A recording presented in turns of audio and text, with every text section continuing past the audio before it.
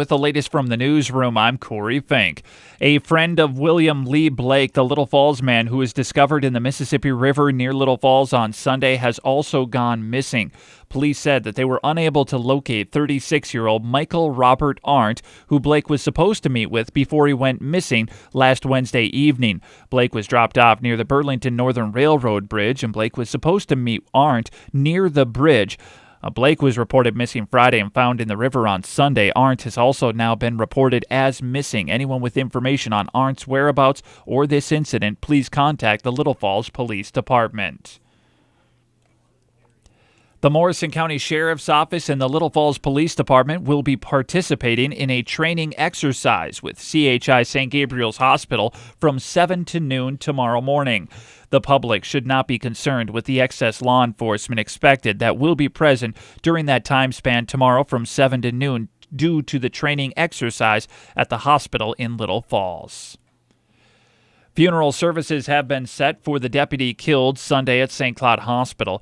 A funeral for Stephen Sandberg of Aiken will be Friday morning at 11 at Aiken High School. Sandberg was investigating 50-year-old Danny Hammond, who was able to get Sandberg's gun and shot and killed him Sunday morning.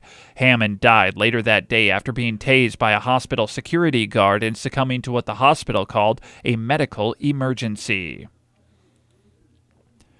Motorists traveling west on US I-94 came to a stop yesterday afternoon after a series of crashes. The first crash was a rollover that took place shortly after 1 o'clock yesterday. There were no injuries, but emergency response was called to the scene. Not long after the first crash, the DOT reported a second crash had happened in the same area. A vehicle rear-ended a fire truck that was already on scene from the first accident. The State Patrol said the fire truck had all its lights activated when it was hit. The driver of the car, 24-year-old Leah Blood of Albany, and the driver of the fire truck, 26-year-old Lucas Blonigan of Melrose, were both injured. Both injuries were not considered life-threatening.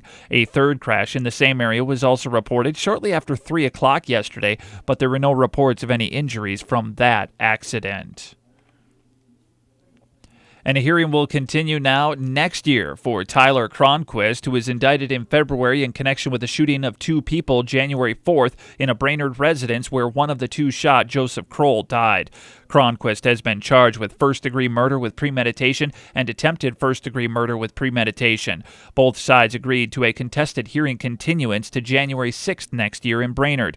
27-year-old Nathan Becker was charged with aiding and abetting, but filed a Rule 20, meaning the court must deem Becker competent to stand trial on grounds he is suffering from mental illness.